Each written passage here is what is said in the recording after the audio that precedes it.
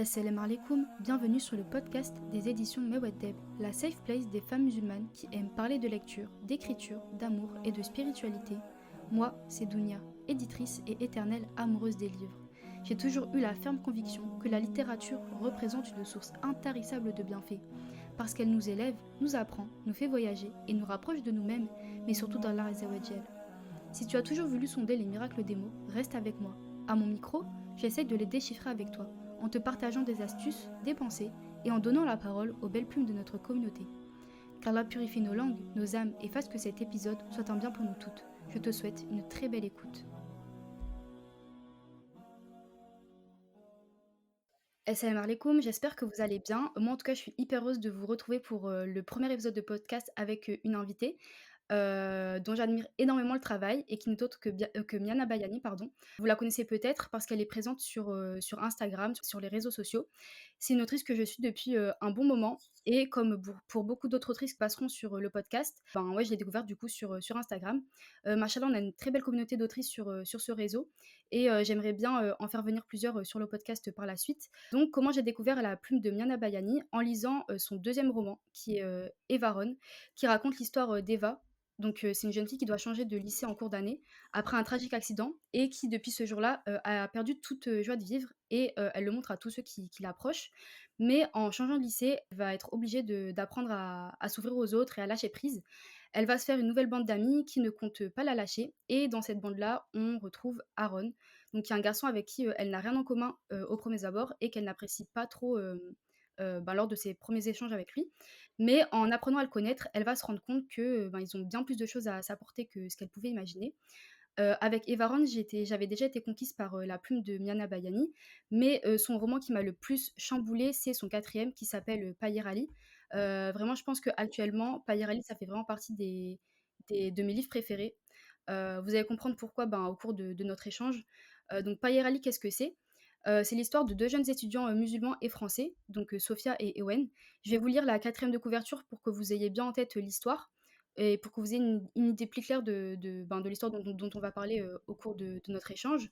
Donc, je me mets à lire. Le quotidien de Sophia, étudiante à l'université de Nanterre, est rythmé par les cours, les entraînements de boxe et ses petits frères énervants. Il l'est aussi par les regards en coin, les murmures et les insultes qui l'emplissent d'incompréhension et de colère. Elle n'a pas le temps de ressasser l'agression de cette jeune femme musulmane qui l'a laissée méduser et qui la hante encore. À l'entraînement, elle rencontre Ewen, un étudiant qui combat ses propres démons. Rejeté par sa famille, il a quitté sa Bretagne natale pour s'installer à Paris. Il est en colère lui aussi, mais ce n'est pas la seule chose qu'il partage avec Sophia. Et alors que leurs chemins se rejoignent et s'entremêlent, ils avancent ensemble en quête de sens et de paix, portant sur leurs épaules de jeunes adultes la même question. Le pardon peut-il être plus grand que la colère? Donc vous l'aurez compris, Payarli, c'est une halal romance jeune adulte qui aborde des sujets importants qui touchent la communauté musulmane française de manière à la fois subtile et sensible. Miana, elle a un véritable don pour raconter les histoires et faire couler si facilement les chapitres sous nos yeux. Elle a un style simple, épuré, mais qui sait être percutant quand il le faut. Elle arrive à raconter des problématiques dures et à faire la darwa de manière à la fois pédagogique et créative. Donc avant de la laisser se présenter, j'aimerais déjà la remercier pour ce roman parce que je pense que lorsque j'ai lu Payarelli, c'était la première fois que je me suis sentie aussi bien représentée à travers une fiction. Et faut que je vous le dise aussi, je pense que c'est la fiction qui m'a réconciliée avec la romance. Parce que voilà, quand j'étais ado, je lisais pas mal de romances, mais en grandissant, je m'y retrouvais un petit peu moins dans ce genre-là parce que c'était toujours les mêmes types de personnages, toujours les mêmes types de scénarios. Et voilà, je m'y retrouvais plus trop, enfin ça me plaisait plus. Et en lisant Payer Ali, j'ai su retrouver le goût pour la romance et ça m'a aussi montré que finalement on pouvait faire beaucoup plus de choses que ce qu'on pensait avec ce genre-là. Donc peut-être que sans Payarelli, j'aurais peut-être pas créé ma Wattdev. Donc vraiment, pour moi, c'est important de remercier Miana qui est avec moi aujourd'hui. Donc Miana, pour les personnes qui ne te connaissent pas, est-ce que tu peux te présenter? Salam alaikum, merci beaucoup pour l'invitation. Je suis très contente et honorée d'être la première invitée de ce podcast. J'espère que je serai à la hauteur de ce que vous allez attendre de moi. Pour me présenter, donc, je suis Miana, je suis autrice de romans pour ados et jeunes adultes. J'aime bien écrire des histoires avec des problématiques qui nous touchent toutes et tous, peu importe l'âge qu'on a, peu importe le milieu social ou l'éducation qu'on a reçue. Des choses qui nous touchent au plus profond de nous-mêmes par rapport à notre nature humaine qu'on a en commun. et c'est pour ça que j'aborde souvent des thématiques, qui peuvent être assez difficiles ou lourdes dans mes histoires, mais je trouve ça important pour, que les lecteurs et les lectrices, tirent quelque chose des histoires qu'ils vont lire et du coup de mes histoires. Je suis juriste de formation, donc j'ai fait des études de droit et ça m'a beaucoup aidée dans les livres que j'ai écrits par la suite, pour pouvoir, avoir un regard plus, on va dire, plus abordable sur la question du droit, notamment ce qui concerne les discriminations, mais on en reparlera un peu plus tard dans notre échange. Je suis présente sur les réseaux sociaux, surtout sur Instagram, et ce que je fais quand je ne suis pas en train d'écrire, c'est je vais randonner en montagne. J'aimerais pouvoir y vivre et n'avoir aucune connexion Internet, mais en même temps, ça me permettrait pas de pouvoir être autrice aussi sur les réseaux sociaux. Donc, il faut bien trouver un juste milieu entre mes deux passions. Voilà. Machallah. Est-ce que, Miana, tu peux nous dire, qui était la Miana enfant? Dans quel environnement tu as grandi? C'était quoi tes rêves et tes passions, ben, quand tu étais petite? La Miana enfant lisait beaucoup déjà, beaucoup, beaucoup. Ça a commencé Mmh. quand j'étais enfant. Sans grande surprise, je suis tombée dans la saga Harry Potter quand j'avais 8 ans, un truc comme ça. Ça m'a pas quittée encore aujourd'hui. J'ai grandi dans une banlieue en région parisienne, assez quartier populaire, assez pauvre, mais Mmh. voilà, dans une famille nombreuse. Du coup, pas mal de frères et sœurs. On n'avait pas énormément de moyens, mais du coup, on a quand même, même si j'ai grandi dans un milieu plutôt modeste, j'ai quand même eu accès à une bonne éducation à l'école. J'avais aussi accès à beaucoup de choses au niveau de la culture par les services de la ville, etc. Notamment, du coup, la bibliothèque. Et j'y passais vraiment une fois par semaine quand j'étais enfant avec ma maman et mes frères et sœurs. Elle nous emmenait prendre des livres toutes les semaines. En fait, tous les samedis, on allait changer nos livres. Et c'est ça qui a instauré en fait l'habitude et après l'amour de la lecture euh, dès ce plus jeune âge. En fait, ça a toujours fait partie de ma vie. Et du coup, c'est ça qui m'a amené par la suite à m'intéresser ensuite à l'écriture. Ensuite, j'ai trouvé beaucoup de plaisir à faire des études, de longues études, etc. Donc, ça a commencé vraiment dans l'enfance. J'ai été beaucoup aussi, du fait d'avoir grandi dans une famille nombreuse, beaucoup entourée, toujours entourée, avec mes frères et sœurs qui étaient mes meilleurs amis, même s'il y a toujours eu des moments un peu compliqués, comme dans toutes les fratries. Et ça aussi, ça m'a beaucoup, ça m'est encore resté aujourd'hui, ça m'a vraiment marqué forcément, et ça joue à déterminer la personne que je suis aujourd'hui. Et ça m'a beaucoup inspiré pour mes histoires aussi par rapport aux dynamiques de groupe, aux relations entre les frères et les sœurs, aux fratries, et aussi parfois aux petits échanges un petit peu taquins, moqueurs, faire des blagues, etc. Donc, qu'il y a assez dans Payer et aussi dans certains autres de mes romans, bah, ça me vient de là, de la famille dans laquelle j'ai grandi et de la relation avec mes frères et sœurs. OK, et du coup, ben, tu lisais déjà, pas mal quand tu étais enfant, mais est-ce que tu écrivais déjà quand tu étais petite? J'ai commencé à écrire, oui, en fait, quand j'ai commencé à savoir écrire, littéralement, quand j'étais au CP. Je me rappelle que j'écrivais des petites histoires qui ça avait ni queue ni tête, hein, mais c'était des histoires de famille. Celle dont je me rappelle le plus, c'était la famille Castor va au cirque. Je le dis là en toute honnêteté. J'allais dire, j'espère que ça restera entre nous, mais pas du tout. C'était l'histoire de la fratrie qui allait au cirque et qui voyait des animaux, je sais pas quoi. Et c'était trop mignon, ça tenait sur une page. Et en fait, ce que j'aimais trop dans le fait d'écrire des histoires comme ça, c'est que en fait, je les écrivais à la main, du coup, sur mon petit carnet. Je venais vraiment d'apprendre à écrire. Donc, je les écrivais à la main. Ensuite, j'allais les faire lire à ma maman qui corrigeait les fautes d'orthographe. Ensuite, j'allais sur l'ordinateur de mon frère. C'était début des années 2000, donc c'était un truc de ouf, hein, un ordinateur. Et je tapais à l'ordinateur ma petite histoire. Ensuite, il l'enregistrait sur une disquette pour aller l'imprimer sur un ordi où il y avait une imprimante. Et après, dans ma main, j'avais ma feuille avec mon histoire, la famille Castor va au cirque, quoi.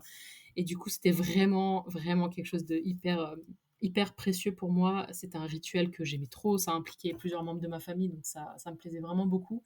Et du coup, c'est comme ça que j'ai commencé à écrire un peu des trucs sans queue ni tête, etc.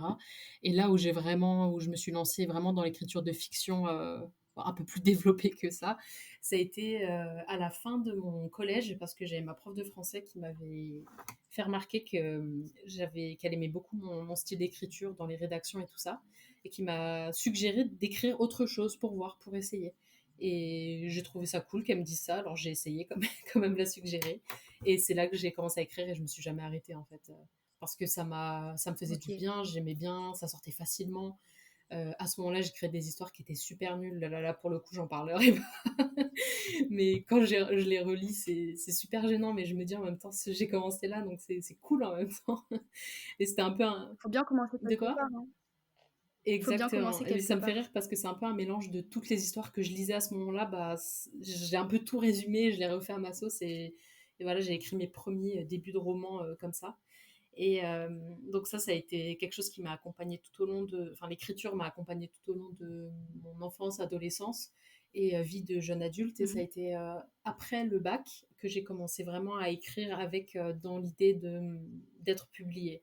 Et donc du coup, d'écrire une histoire du début à la fin avec voilà la Mmh. structure qu'on connaît dans les romans habituels, etc. Pas juste écrire pour écrire ou écrire des bouts d'histoire à droite à gauche. Là, vraiment, j'avais un projet, je me suis dit, là, j'écris du début à la fin cette histoire. Et donc, c'était il y a à peu près 10 ans que j'ai commencé à écrire vraiment, pas vraiment, mais à écrire pour être publié.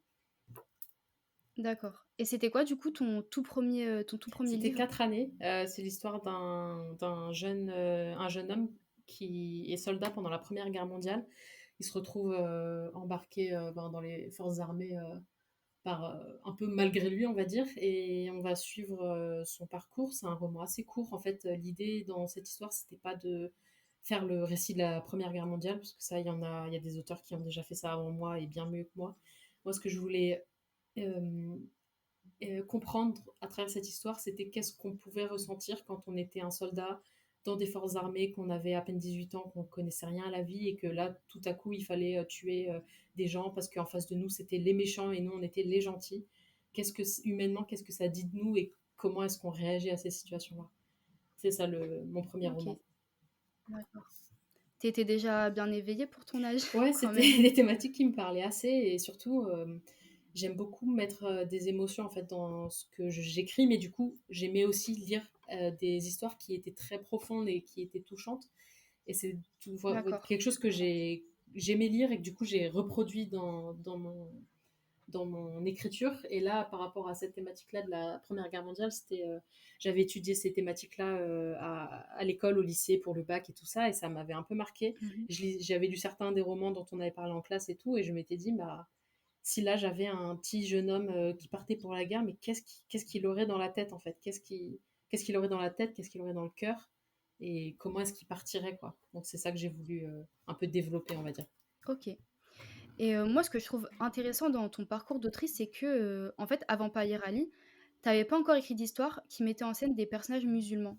Qu'est-ce qui t'a poussé à le faire avec, ce Oui, livre-là? c'est intéressant que tu poses cette question parce que je me la suis posée moi aussi. Parce que du coup, ça fait donc à peu près 10 ans, comme je disais, que j'écris les romans qui sont aujourd'hui publiés. Et Païkhali, je l'ai écrit il y a 3 ans, 4 ans, quelque chose comme ça. Du coup, en fait, j'ai passé plus de temps de ma période d'écriture active, on va dire, à écrire des romans sur des personnages non musulmans que à écrire des romans avec des personnages musulmans. Et Païkhali, c'est mon quatrième Mmh. roman, donc ça veut dire que j'en ai eu 3 avant qui ne traitaient pas du tout de ces thématiques-là. Et c'est quelque chose que j'ai moi-même, je me suis vraiment posé la question, en me disant, mais pourquoi ça n'arrive que maintenant? Et en fait, ça a fait partie d'un long processus que j'ai eu en fait au fil des années par rapport à ma vie vraiment personnelle et mes expériences personnelles de déconstruction de c'est quoi la littérature, qu'est-ce qui fait un bon roman, comment doit être une héroïne de roman pour ado, jeune adulte, est-ce qu'elle me ressemble, est-ce qu'elle me ressemble pas? Là, par rapport au fait que moi, je suis musulmane, bah, j'ai jamais lu des livres avec des héroïnes qui me ressemblaient. Et donc, du coup, c'était toutes ces questions que je Mmh. me suis posée en me disant, mais c'est vrai que j'ai jamais lu d'histoire avec des personnages qui me ressemblent profondément et pas juste, je sais pas, qui va au lycée ou qui est un peu timide ou je sais pas quoi, enfin des trucs un peu clichés qu'on peut retrouver Mmh mh. souvent. Ou Ouais, ouais. alors, je sais pas, quand je pense à Katniss dans Hunger Games qui est courageuse, ben moi je me disais, ouais, je suis courageuse comme elle et tout, quand j'avais 15-16 ans. Bah ok, du coup on se ressemble sur ça, peut-être, peut-être pas, mais c'était pas profondément quelqu'un qui me ressemblait et qui vivait les mêmes choses que moi. Et, euh, et quand j'ai écrit du coup mes deuxième et troisième romans, qui sont pour le coup, qui sont pas des histoires, historiques comme 4 années, qui sont des histoires contemporaines avec des personnages, ados, qui vivent, à Paris de nos jours, des histoires, bah, voilà, avec des choses profondes, ils vivent des épreuves et cetera. Mais qui sont pas musulmans. Il y a aucune mention de l'islam ou même enfin, un petit peu de religion ou quoi, mais pas plus que ça. Et en fait, ce que j'avais en tête, c'était, je me suis dit: «Ça ferait pas une bonne histoire, en fait. Qui aurait envie de lire un livre avec des personnages musulmans?» Même moi, la première, je me suis dit: «Mais ça intéresserait qui, en fait?» Parce que quand, j'ai fini d'écrire Evaron, il y a ma maman qui a lu mon livre et qui m'a dit: «Ce serait trop bien que tu fasses la même chose avec des personnages musulmans». Et j'ai rigolé. Ah ouais, du coup, c'est ta Qui maman a eu l'idée la qui a eu première. l'idée comme ça? Ah ouais? Et j'ai rigolé, j'ai dit: «Mais pourquoi faire, en fait?» Et vraiment, je le pensais sincèrement, et parce qu'à ce moment-là, j'avais 18-19 ans, j'étais moi-même dans une période de ma vie où j'avais rien déconstruit en termes par rapport à l'islamophobie, que je vivais au quotidien, Ouais. l'islamophobie ordinaire, le racisme ordinaire, toutes ces choses-là que je vivais sans mettre les bons mots dessus. Et ben, en fait, le fait de me dire que ma propre identité, n'intéresserait personne dans un livre, bah, ça faisait partie de ces Mmh. choses-là que j'avais enfouies en me disant: «Non, non, mais faut pas faire de vagues», parce que ça, c'est un truc qu'on nous apprend depuis toute petite, en tant que musulmane et cetera, issue de l'immigration ou juste différente, en fait, des normes qu'on peut avoir en France. Juste ne fais pas de vagues, je veux pas entendre parler de toi et cetera. Et du coup, c'était quelque chose que j'avais vraiment intériorisé, et c'est pour ça que j'avais rigolé à maman en lui disant: «Mais super gênant, alors qui voudrait lire une histoire comme ça? Ce serait super nul, il se passerait rien en plus dedans». Et donc du coup, ça a été première réponse, n'importe quoi. Et ça a été au fur et à mesure de mon parcours à moi, du coup vraiment dans ma vie à moi personnelle, de déconstruction des normes, bah, de toutes les discriminations que je vivais, que j'ai commencé à mettre des mots dessus et que j'ai commencé à chercher aussi autre chose dans les lectures que j'avais. J'avais à peu près 20-21 ans, de me dire: «Bah, j'aimerais bien en fait avoir un personnage musulman», mais je connaissais rien dans la littérature, française francophone. J'avais juste pu lire, un roman d'une autrice musulmane qui s'appelle, Tahirih Mafi, qui est, états-unienne, Mmh. et en fait, je connaissais sa saga, fantastique, et donc du coup, pas avec de personnages musulmans, j'avais bien aimé ses livres et tout. Après, j'ai découvert qu'elle était musulmane, j'étais choquée quand j'étais ado, et ensuite, elle a écrit un roman avec un personnage musulman, une héroïne musulmane, et là, c'était la révolution dans ma tête. Je l'ai lu avec l'impression de tenir de l'or entre mes mains et de me dire: «Mais c'est comme moi, en fait!» Sauf que c'était pas tout à fait vrai, parce que du coup, elle, l'autrice, elle est états-unienne, donc elle a écrit une histoire avec un personnage musulman qui évolue dans un contexte états-unien, et donc assez différent du contexte français quand même s'il y a des choses qui sont similaires. Il y a d'autres choses qui sont pas du tout similaires. Par exemple, le fait que l'héroïne, dans l'histoire, elle ait le droit de garder son foulard pour aller au lycée. Ça, c'est un truc en France, on n'a pas le Mmh. droit. Ça me paraissait mais Mmh mh. une autre planète, en fait, de me dire, si j'avais été, aux États-Unis, j'aurais gardé mon foulard à l'école. C'est une dinguerie, en fait, pour les musulmanes Mmh. françaises. Donc du coup, ça m'a fait du bien de lire cette histoire, mais c'était pas satisfaisant non plus complètement, parce qu'il manquait quelque chose, parce que c'était pas un peu moi, un peu plus que, bah, Katniss, par exemple, mais c'était pas non plus ce que je recherchais. Et c'est là que, je sais pas, je me suis dit: «Mais en fait, si personne n'a écrit cette histoire déjà, que je veux lire, bah, je vais l'écrire moi». Parce que qui mieux que moi peut raconter ma propre histoire, ou alors une histoire d'une personne qui me ressemble? Et là, ça a commencé à s'emballer dans ma tête, je commençais à avoir des idées dans tous les sens, de «Oh, ça pourrait être un personnage comme ça et tout», et là, j'ai commencé à construire, en fait, l'histoire comme j'ai fait pour mes autres romans, et sauf qu'en fait, au milieu, bah, c'était des personnages musulmans, et c'était vraiment quelque chose de complètement nouveau pour moi, parce que ça faisait écho à des choses que je vivais, des choses que je déconstruisais dans ma vraie vie, et en même temps, je déconstruisais dans ma plume d'autrice, et c'était les 2 en même temps. C'était vraiment, vraiment perturbant, parce que c'était beaucoup de choses que je remettais, en question, et finalement qui ont, donné, bah, le fruit de toute cette remise en question, ça a été, Payer Ali, quoi. Et du coup, tu as senti quand même que ton processus d'écriture, il était différent par rapport, à tes autres livres? Enfin, parce que là, du coup, j'imagine que tu as dû te poser plus de questions sur, comment construire tes personnages? J'ai pas le souvenir, du coup, Payer Ali, je l'ai écrit il y a à peu près 4 ans, 3-4 ans. J'ai pas le souvenir que c'était, différent.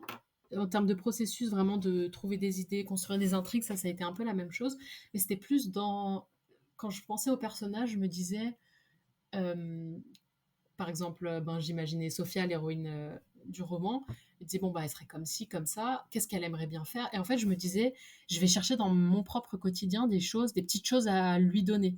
comme par exemple, le fait de, se réveiller, pour la prière de l'aube. Du coup, ça, dans un roman, j'ai jamais lu que quelqu'un se réveille au milieu de la nuit pour prier. Et même, de manière générale, je vois pas beaucoup parler de Dieu dans des romans pour ados, jeunes adultes. Mais alors là, je me disais: Mmh. «Mais imagine l'héroïne que j'aime trop dans l'histoire, elle met son réveil à 4 heures du mat pour faire la prière». C'est trop bien, en fait, parce que ça me ressemble. Et du coup, c'est plus des petites choses comme ça que j'ai mises à droite à gauche. On parle de jeûner, on parle de l'Aïd, on parle de faire le mois de Ramadan, etc.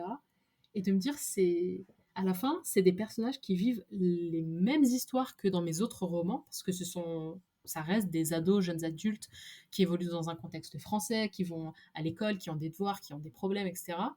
Mais en plus, ils sont musulmans. Et du coup, c'est rajouter cette couche-là de religiosité à des personnages qui, en fait, finalement, sont comme les autres. Et du coup, il y a un peu une dualité entre ce que je voulais montrer dans ce roman, entre montrer que les jeunes musulmans et musulmanes sont exactement comme les autres, en termes de, je sais pas, d'humanité, en fait, tout simplement. Mais à côté de ça, il y a aussi des particularités, comme le fait d'avoir une pratique religieuse qui n'apparaît pas dans d'autres histoires où on ne parle pas du tout de Dieu ou de religion, et que je voulais mettre en avant, mais en normalisant ça, pas en montrant à quel point c'était OK. bizarre ou à quel point ouah, c'est exceptionnel. Enfin, je veux dire, dans la famille de Sophia, quand elle dit je mets mon réveil à 4 heures pour la prière, ben, ses parents ils sont pas en mode oh oui, en fait, c'est parce qu'il y a la prière de l'aube. Bah oui, bah, tout le monde le sait dans la famille, ce qui est, c'est une famille musulmane. Enfin, voilà, je voulais pas non plus. Je voulais que ça parle à des lecteurs et lectrices musulmans et musulmanes, quoi. Pas en faire des extraterrestres OK, et faire un exposé, entre d'accord. guillemets. OK. Et du coup, pour toi, pourquoi tu as choisi la romance pour, écrire un livre avec des personnages musulmans et pas un autre genre? Ben ça, c'est parce que je suis comment dire, une grande romantique, un peu malgré moi. Et c'était déjà un genre que j'aimais bien écrire, en fait. J'avais écrit 2 romans OK. dans ce genre-là. Et c'est un genre que j'aime beaucoup lire depuis longtemps et qui m'a lassée justement Mmh. parce que je trouvais plus ce que je cherchais dedans en grandissant. Et quand j'y Ouais, réfléchissais, ouais, comme exactement moi. ce que tu as dit. Et quand je repensais à quand j'étais plus jeune et aux livres que j'ai lus, je me disais, mais en fait, même à ce moment-là, je trouvais pas ce que j'attendais dedans. Sans parler de la représentation, il y avait beaucoup d'histoires d'amour qui étaient hyper toxiques avec des Ouais, ouais, mecs ouais. violents qui insultaient, des filles qui savaient pas mettre des limites, etc. Et je me dis, waouh, mais même là, sans parler de musulmans ou quoi, juste, je voudrais qu'aucune jeune fille, en fait, ne lise ça aujourd'hui. Donc, du coup, j'ai commencé à écrire avec des personnages musulmans, un genre que je connaissais déjà en tant qu'autrice. On m'a aussi demandé sur les réseaux sociaux quand j'ai du coup commencé à parler de Payr Ali, qu'il allait sortir, etc., que ça allait être une romance.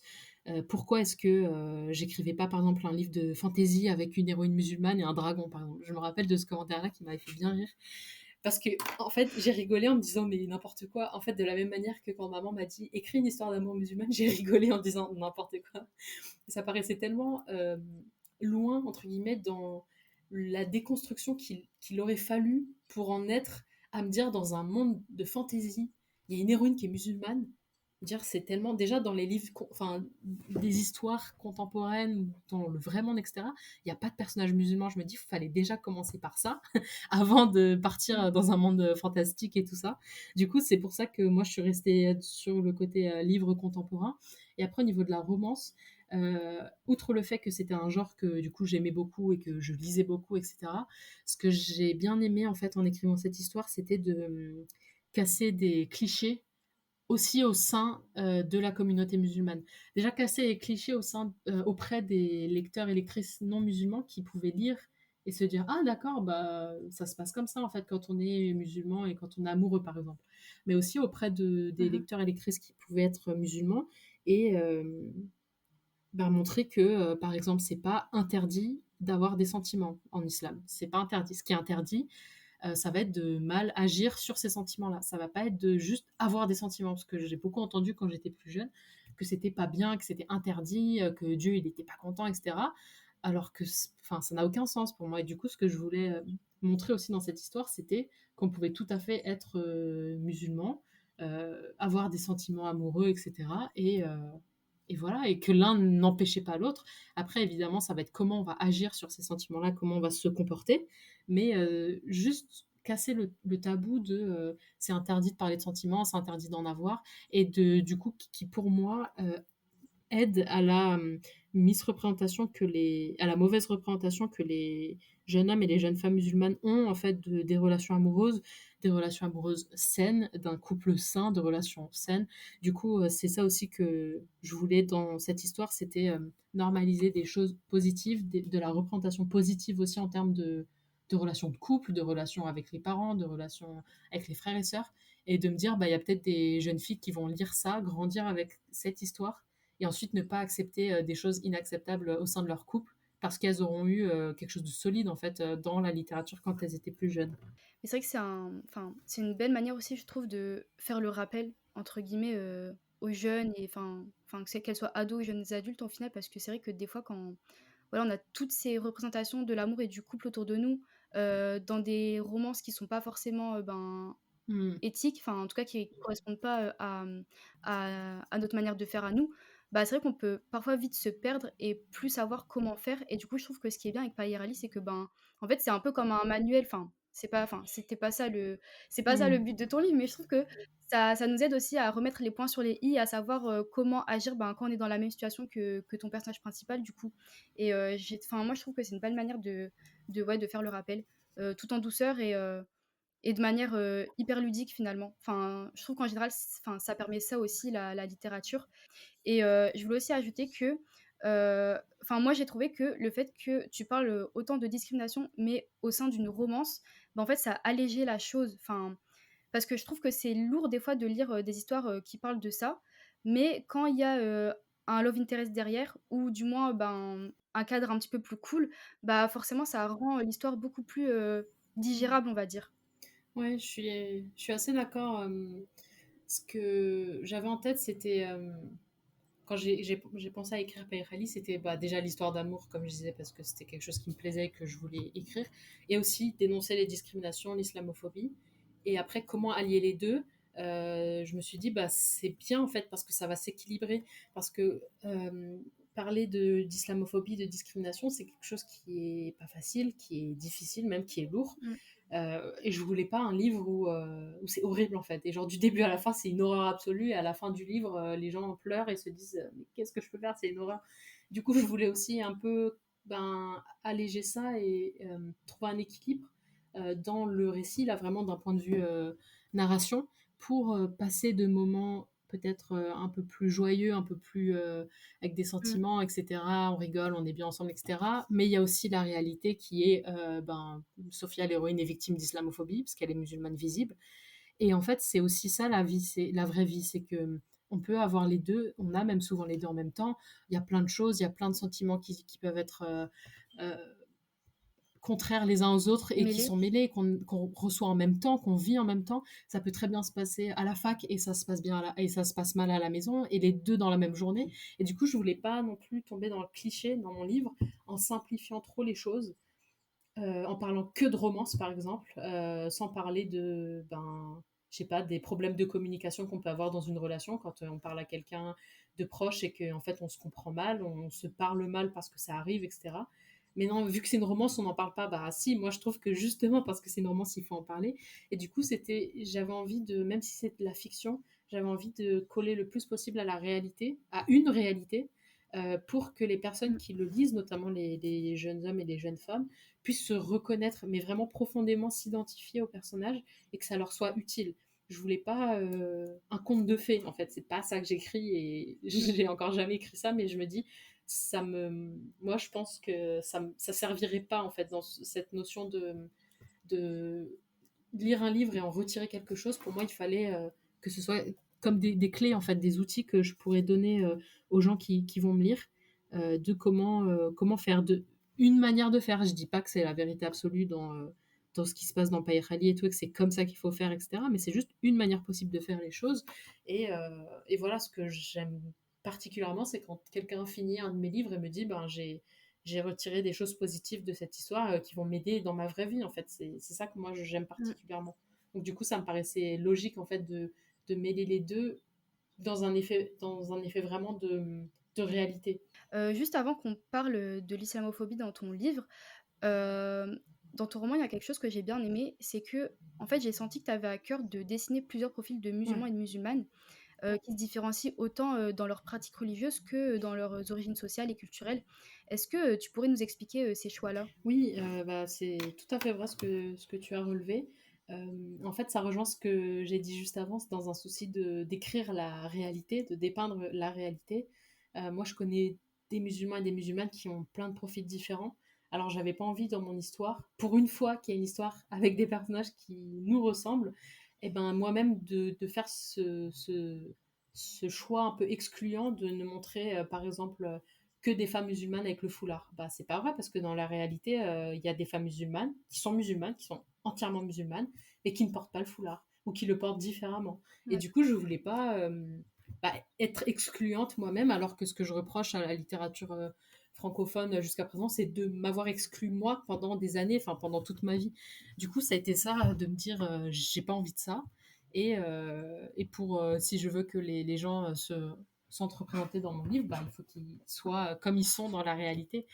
Euh, Moi, j'ai aussi eu cette idée assez facilement. Ça n'a pas du tout été une problématique que je me suis posée après avoir écrit un premier jet où en fait il y avait que des personnages musulmans qui se ressemblaient. Parce que moi-même, dans ma vie privée, j'ai été souvent mise euh, à part des musulmans normaux avec des gros guillemets, parce que je suis pas d'origine arabe ni maghrébine. Je suis blanche, française d'origine et donc du coup, j'ai souvent été considérée comme une musulmane pas trop à part entière. C'était une musulmane un peu de seconde zone, c'est genre, c'est mignon, mais elle parle pas arabe. Ouais. Et donc du coup, c'est ça que j'avais en tête aussi dans Païr Ali, c'était de ne pas reproduire ça déjà, parce que c'est assez dur de se sentir rejeté dans sa propre communauté de foi, mais aussi dénoncer ça à travers des remarques que certains personnages pouvaient avoir auprès de, par exemple, d'un personnage musulman féminin qui porte pas le foulard, ou du fait que Sophia ait des origines étrangères qui ne sont pas arabes. Et du coup, il va y avoir aussi plusieurs réflexions à ce sujet, de petites remarques pour amener la discussion de bah, c'est pas parce que je suis musulmane que je suis forcément arabe, et c'est pas parce que je suis arabe que je suis forcément musulmane. Et donc, c'est quelque chose que j'avais vraiment à cœur de décrire dans mon roman, parce que c'est vraiment quelque chose de personnel, enfin qui est intimement lié à mon histoire personnelle et à mon histoire avec l'islam.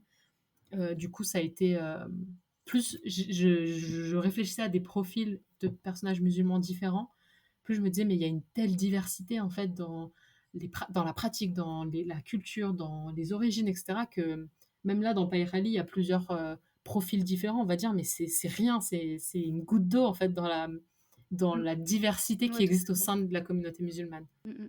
Mais c'est vrai que déjà, rien qu'à travers ton livre, j'ai trouvé ça hyper beau, en fait, de rappeler ça que voilà, dans la communauté musulmane, enfin, on a tous des origines hyper différentes, on a tous des traditions hyper différentes et puis même, enfin, même dans la manière de faire, en fait, on fait les choses différemment et vraiment, moi, j'ai trouvé ça hyper beau de mettre ça en avant.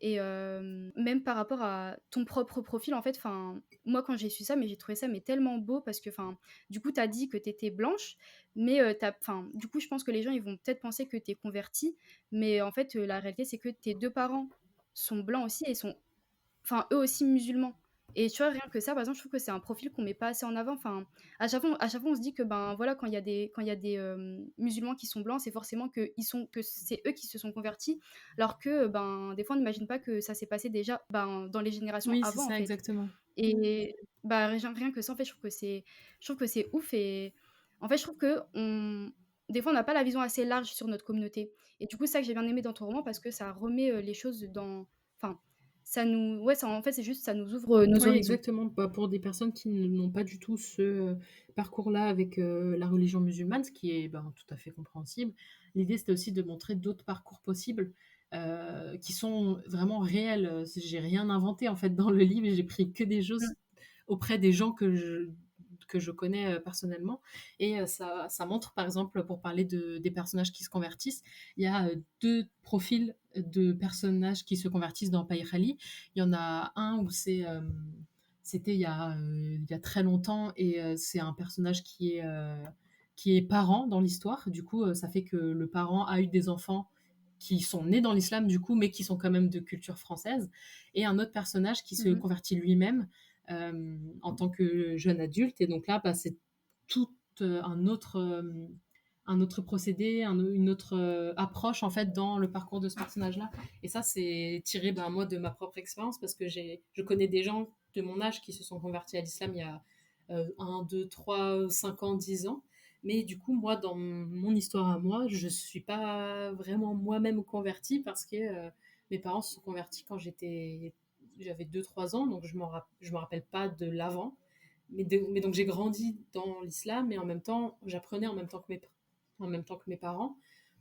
Du coup, c'est un truc un peu hybride où je me reconnais pas trop dans le parcours des convertis de mon âge, par exemple, qui se sont eux-mêmes convertis à l'islam. Mmh. Et en même temps, ben, je suis pas non plus musulmane sur des générations, quoi, dans ma famille. Donc, du coup, c'est un peu un entre-deux Ouais. que, ben, pareil, dans les livres ou quoi, j'avais jamais vu. Et pourtant, que maintenant, que je rencontre d'autres personnes dans ma vie, etc., bah, je rencontre beaucoup de gens qui sont dans le même cas. Où, là, on en arrive à la deuxième génération musulmane dans une famille, là où la première génération s'est convertie. Et là, du coup, les personnes converties ont des enfants qui vont être blancs, par exemple, parce que 100% français d'origine, et qui vont avoir des prénoms qui ont une signification en islam. Ça s'appelait, je sais pas moi, je connais un petit garçon qui est tout blond, tout blanc, enfin, vraiment, tu le vois, bah, tu te dis, il s'appelle Pierre ou je sais pas quoi, il s'appelle Ibrahim en fait. Du coup, bah, c'est magnifique, moi j'aime trop parce que c'est beau déjà pour moi les mélanges. Et même de me dire, là on le voit, on va avoir des préjugés sur lui en se disant, bah lui il est blanc, il est français, il est pas musulman, etc. Il y a des choses qui sont vraies, mais il y a d'autres choses qui sont fausses. Et du coup, de pouvoir montrer que lui aujourd'hui, bah, il a ses parents qui se sont convertis et lui il grandit dans l'islam et il s'appelle Ibrahim, bah, moi je trouve ça super et c'est ça que je voulais montrer aussi dans mon livre, encore une fois, la réalité et l'étendue de la diversité de la communauté musulmane. Ouais, machallah, vraiment, je trouve que c'est vraiment beau et en plus, enfin, il y a un enfin, je me rappelle d'une scène dans ton livre que j'ai bien aimée, c'est, quand, Sophia, Mm. ouais, je crois que c'est Sophia, elle est, chez les amis de ses parents qui, eux, sont musulmans, mais d'origine nord-africaine, il me semble. Ce que tu montres dans cette scène, c'est qu'il y a certaines personnes, ben, nord-africaines qui sont musulmanes, du coup, ben, pour le coup, depuis des Ouais. générations, qui, n'accueillent pas forcément bien, les personnes, musulmanes, qui n'ont pas les mêmes origines qu'eux. Et en fait, enfin, c'est vrai, ça aussi, c'est la réalité. Enfin, je pense enfin, quand tout à l'heure, quand tu parlais de montrer la réalité de Mm. la communauté, ça aussi, c'est une réalité et je trouve que c'est aussi une bonne piqûre de rappel, en fait, juste pour nous rappeler que, ben, c'est pas parce qu'on est arabe ou nord-africain ou que sais-je, que, entre guillemets, «on a le monopole de Mm. l'islam», qu'il y a que nous qui existons, dans la communauté, pas du tout, loin de là et on aurait vraiment beaucoup, beaucoup de choses à apprendre, d'autres communautés qui ne sont pas enfin, qui ne viennent pas de nos zones géographiques et ouais, je trouve que c'était vraiment bien Oui, c'est amené. exactement comme tu l'as dit. Moi, j'ai cette scène-là dans Paya Khali, elle est issue de quelque chose que j'ai vraiment vécu. Et j'ai grandi avec les histoires de ma maman qui me racontait comment son entourage musulman, du coup, quand elle s'est convertie à l'islam, lui a transmis la religion et la culture nord-africaine. En lui Ouais. disant, en lui apprenant à faire la prière autant qu'en lui apprenant à faire le couscous. Et du coup, il y a quand même voilà, des choses qui sont musulmanes, d'autres qui ne le sont pas du tout. Et qui c'était très mal pris quand elle voulait pas ben, juste adopter une autre culture. Et j'ai absolument rien contre les personnes qui adoptent des pratiques culturelles qui ne sont pas dans leur culture d'origine, évidemment. Mais moi, ce qui m'a posé problème, c'était, même moi, après, dans ma vie après, ça a été de m'imposer en fait une culture qui n'était pas la mienne sous couvert d'islam en me disant mais c'est ça la religion, c'est comme ça. Et du coup c'est ça que je Mmh. voulais montrer aussi dans le livre, c'était de montrer qu'il y a des personnes qui sont musulmanes, c'est très bien, etc., mais qui peuvent aussi avoir des mauvais comportements auprès d'autres personnes musulmanes parce que issues d'autres cultures, parce que plus récemment converties, etc., et que du coup c'était pour moi c'est quelque chose de extrêmement problématique, de la même manière que les non musulmans qui ont des comportements islamophobes. C'est dans les deux sens. C'est en fait exclure des gens pour qui ils sont en fait, leur pratique religieuse ou Mmh. leur origine, etc. Et du coup, c'était vraiment quelque chose qui me tenait à cœur aussi. Je sais qu'il y a eu des retours de lecture qui ont été pour pas du tout apprécier que je dénonce aussi ces choses-là au sein de la communauté musulmane. Ah ouais? Oui, j'avais vu, enfin j'ai même reçu des messages d'une lectrice qui a trouvé que je faisais, que je m'acharnais contre la culture maghrébine, etc. Et que c'était vraiment, enfin elle avait été vraiment très heurtée par ça. Donc je connais pas son histoire ni son parcours, donc je peux comprendre que voilà ça Mmh. a été heurtant pour elle. Et moi ce que je lui ai répondu, c'est que bah moi c'était ma propre histoire, c'était vraiment pour le coup quelque chose que j'avais vécu moi-même et que du coup, j'inventais rien dans le fait que certaines personnes qui sont nées musulmanes peuvent se sentir supérieures aux autres parce qu'ils ont telle culture ou parce que ça fait tant d'années qu'ils sont officiellement musulmans avec des guillemets. Puis même, enfin, je trouve qu'en tant que musulman, on a quand même un devoir de dire la vérité. Donc, enfin, on n'a pas à cacher, en fait, certains problèmes. Enfin, ils sont là, faut les affronter, quoi et si on peut le dire via une histoire, ben, en fait, ça peut ouvrir Mm. le débat et juste, peut-être l'ouvrir, mais de manière, moins violente que si c'était, en vrai, quoi. Parce que c'est vrai enfin, quand on parle de ce genre de choses, en face à face avec quelqu'un, des fois, c'est plus délicat que là, tu vois, ça passe par un livre, ben, OK, ça t'a peut-être heurté, la première fois que tu as lu, la scène, mais si ça t'a heurté, c'est que enfin, Oui, ça dit quelque exactement. chose, peut-être de toi, de ton histoire ou enfin, je trouve que ça pousse à la remise en question aussi donc enfin, je trouve ça dommage, en fait, que tu aies reçu ce genre de message, par rapport Mm. à ça. Bah, enfin, ça m'a fait beaucoup réfléchir et un truc que je me suis dit, c'était peut-être le fait que, vu que c'était pas ma culture, la culture maghrébine, mais que je la Ouais, critiquais quand même dans mon livre, ben ça pouvait être mal pris dans le sens où je m'appropriais quelque chose qui ne m'appartenait pas. Et moi-même, j'ai essayé OK, d'éviter je vois. d'avoir cette posture-là pour pas, bah voilà, faire de l'appropriation culturelle, surtout pour dénoncer des choses. Mais en même temps, ce que je me suis dit, c'est que vu que c'est quand même une culture avec laquelle j'ai été beaucoup, beaucoup baignée, du fait de mes connaissances musulmanes, etc. Depuis toute petite, j'ai une voisine qui est d'origine marocaine. On fait l'Aïd avec elle tous les ans, etc. Donc je connais trop bien la cuisine parce qu'à chaque fois elle nous cuisine des trucs et tout. Du coup, c'est quelque chose dans lequel j'ai quand même baigné. Et du coup, c'est pour ça que moi, je me suis sentie légitime à dénoncer des choses de cette culture-là. Mais après, je comprends que elle ait pu trouver ça, que c'était pas mon rôle de le faire. Enfin, je sais pas. Après, là, je lui prête peut-être des intentions, mais j'aurais pas de réponse. Mais en Oui, tout oui. cas, ça m'a fait quand même réfléchir parce que je prends tous les retours qu'on me fait et j'y réfléchis. Mais Mmh. là, pour le coup, je suis d'accord avec toi quand tu parles de l'importance de dire la vérité, de dénoncer les choses qui sont vraies. Et voilà, je regrette pas du tout d'avoir écrit ces scènes-là et je maintiens ce que j'ai dit dans mon livre. Voilà. Non, mais il faut en plus, enfin, moi, je trouve pas que tu te sois approprié justement la culture parce que enfin, moi, ce que j'ai trouvé intelligent, c'est que, tu vois, on aurait pu s'attendre à ce que, ben, un de tes 2 personnages principaux, pardon, soit, non, principal, si c'était ça, soit, justement d'origine nord-africaine ou même africaine, parce que musulman et français. Mais, toi, tu as fait le choix de prendre une héroïne qui, a des origines tchétchènes, il me semble et ouïghours. Enfin, je trouve que tu as quand même fait attention à prendre pas mal de distance avec, justement la culture nord-africaine et au final, tu en parles dans ton livre, mais tu en parles à Mm. petite dose, quoi et enfin, tu en parles surtout, en fait, quand il y a, ces scènes-là avec les amis de la famille de Sofia, mais à part ça, tu en parles pas des masses, quoi et puis, en fait, justement, tu en parles, mais d'un point de vue extérieur. Donc moi, j'ai pas trouvé que tu aies fait, d'appropriation culturelle ou quoi, par rapport à cette culture-là, Mm. en tout cas. Ouais, d'accord. Bah oui, je te rejoins complètement. Bah, du coup, dans ton livre, tu dénonces beaucoup de choses et notamment, l'islamophobie en France et ben, personnellement, je crois que c'est l'un des seuls livres de fiction, que j'ai lu qui racontait aussi bien le problème et en fait, ce que j'ai aimé dans Pas lire Ali, c'est que, en fait, tu arrives aussi bien à introduire des exemples d'agressions islamophobes que, des exemples de microagressions, mais aussi des exemples, d'islamisation, j'allais dire n'importe quoi, d'islamophobie institutionnelle. Et du coup, pour toi, raconter la vie de personnages musulmans et français, est-ce que ça allait forcément de pair avec, raconter, le climat Ah oui, islamophobe? oui, oui, mille fois oui, oui, en lettres majuscules. Pour moi, ça pouvait pas être autrement. Surtout pour un premier roman avec des personnages musulmans, sachant qu'au moment où je l'ai écrit, je connaissais aucun autre roman publié en France, dans la langue française, dans un contexte français, qui parlait de l'islamophobie en fait. Donc, enfin, je veux pas prétendre que c'était le tout premier de son genre, mais moi, j'en connaissais aucun autre. Et du coup, pour moi, c'était évident qu'il fallait parler de l'islamophobie et des discriminations parce que c'est tellement ancré dans l'identité musulmane française que ça aurait été passé complètement à côté du sujet que de ne pas l'aborder. Peu importe le thème ou le genre du livre, que ce soit une romance ou pas, ou que ce soit un livre historique ou quoi que ce soit, si j'en avais pas parlé, je pense qu'il aurait manqué vraiment quelque chose d'important. Et aussi par rapport au fait que moi, du coup, mon parcours personnel. J'étais à ce moment-là de ma vie en train de déconstruire plein de choses. Et du coup, à chaque fois que je me rendais compte de, par exemple, bah oui, je suis victime de discrimination, alors là, je me prenais des baffes dans la tête en mode, ah ouais, c'est vrai, ah mais toutes ces fois-là, en fait, c'était ça.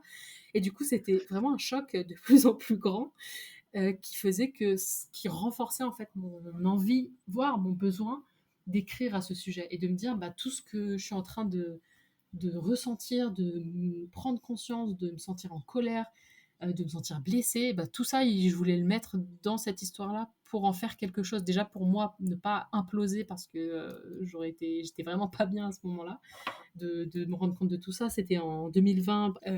J'ai commencé à écrire Pay Realiste en 2020 dans le contexte qui suivait le meurtre de George Floyd aux États-Unis, toutes les manifestations antiracistes qui ont suivi. Et du coup, c'était dans ce contexte-là que j'ai écrit Pay Rally, où moi-même je me rendais compte que, ah oui, mais en fait, discrimination, le racisme ordinaire, l'islamophobie systémique, en fait, tout ça, on a aussi en France et je le vis moi aussi. J'ai plein d'exemples en fait à donner dans ma vie personnelle. Et donc, je voulais vraiment mettre ça dans ce livre. Comme je disais tout à l'heure, j'ai lu quelques romans avec des personnages musulmans qui sont soit aux États-Unis, soit au Canada, écrits du coup par des autrices états-uniennes ou canadiennes. Et du coup, il y a des choses qui me parlent parce que je les vis aussi, mais c'est jamais soit c'est jamais avec l'intensité de ce qui se passe en France, soit il manque Mmh. toujours la petite particularité française dans l'islamophobie que nous on a. Et du coup, je me suis dit c'était vraiment, il fallait en parler parce que c'est c'est spécifique, Spécifique. c'est ça, et c'est une part entière de mon identité musulmane. C'est Mmh. parce que je suis française, je suis musulmane en France, et du coup, je me sens comme je me sens dans mon identité musulmane parce que je suis en France. Si j'avais été dans un autre pays, j'aurais peut-être pas, je sais pas, autant galéré avec mon foulard, j'aurais pas eu autant peur du jugement des autres, j'aurais pas eu autant de remarques, de Mmh. petits coups d'œil à droite à gauche, d'insultes dans la rue, tout ça, j'aurais pas grandi avec ça. Du coup, j'aurais pas grandi avec l'idée que mon identité a posé problème et donc il fallait que je la cache du mieux possible ou qu'au moins je fasse pas de vagues. Et du coup, forcément, ça a joué en fait sur qui je suis devenue en tant que jeune adulte et tous les problèmes que j'ai pu avoir dans la manière dont j'ai été construite. Et ben, je pense que c'est lié au fait d'être en France et qu'il y ait une islamophobie française très particulière. Du coup, c'était oui, vraiment important pour moi de parler de ça dans ce roman.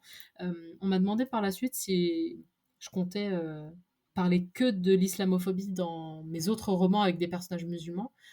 Et ça m'a fait réfléchir. Je me suis dit, bah, je pense que non, il y a un moment où j'aurais envie d'écrire autre chose, d'écrire des histoires avec des personnages musulmans qui sont Mmh. peut-être un peu plus joyeuses. Plus légère, Mais ouais. ça, c'était important, au moins pour les premiers. Il fallait que ça sorte pour moi en tant que jeune femme en France, mais aussi, je pense, pour les personnes non musulmanes qui n'ont aucune idée de ce qu'on vit au quotidien.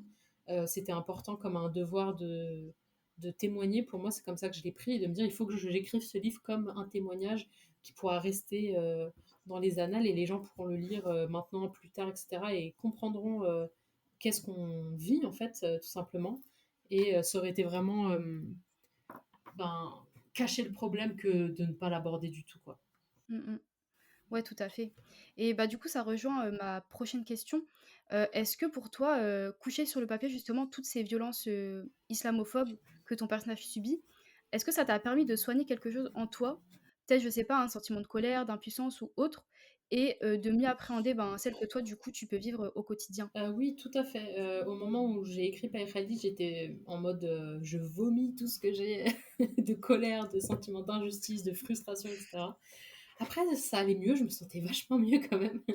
Et là, quand je le relis, parfois, je me dis, ah ouais, quand même, ah, c'était quand même puissant, quoi, ce que j'ai mis dedans. Et ça m'a fait beaucoup de bien de l'écrire, déjà pour le sortir. Ensuite, parce que ça a pu ouvrir des discussions que j'aurais jamais eu avec des gens si j'avais pas écrit Payet Ali, si il et elle ne l'avaient pas lu, notamment avec des personnes non musulmanes, que ce soit dans mon entourage ou pas. Et du coup, de normaliser notre vécu, enfin, une réalité de notre vécu, en ayant écrit Payet Ali, en ce qui existe en livre papier, que les gens puissent le tenir dans leurs mains, le lire, etc. C'était vraiment, pour moi, ça a vraiment aider à guérir le sentiment d'injustice et d'illégitimité en tant que Française musulmane, et de me dire là c'est pour de vrai parce que c'est dans un livre, les gens ils peuvent le lire et tout. Enfin, je sais pas trop, c'est un peu absurde, mais du coup de me dire j'ai écrit, je l'ai mis dedans, ça a été publié, etc.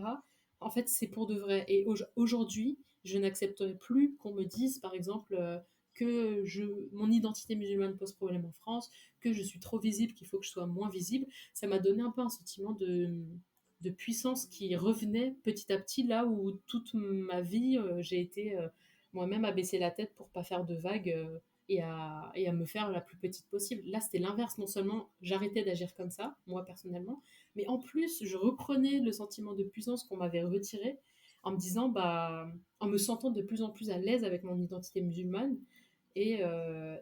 en me sentant de mieux en mieux, en fait, tout simplement dans ma vie de tous les jours.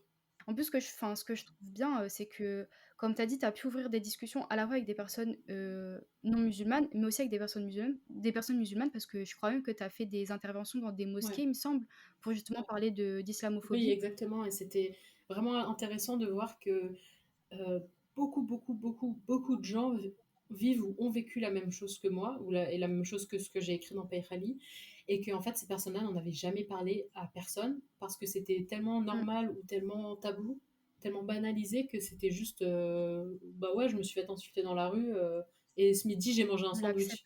Bah, en fait, c'est deux choses qui vont pas du tout sur le même plan, et pourtant moi la Mmh. première, j'ai toujours mis ça sur le même plan de quand je racontais ma journée à quelqu'un. Euh, et du coup, ça a permis vraiment d'ouvrir la discussion et de me rendre compte que c'est là que en fait, je me suis rendu compte que il y avait des choses qu'on vivait, on est tellement nombreux et nombreuses à vivre que ça pouvait pas juste être une coïncidence, juste être quelques personnes malpolies qui insultent les musulmans dans la rue. Non, c'est systémique en fait. C'est pour ça aussi que je dénonce Ouais, ouais. dans mon livre et dans mes prises de position sur les réseaux sociaux et tout ça l'islamophobie systémique, parce que je parlais de la particularité française de l'islamophobie, mais ça vient de l'État, en fait, de comment l'État nous Mmh. impose Tout à fait. d'être des musulmans et musulmanes comme ci, comme ça, sinon on est des mauvaises musulmanes, quoi.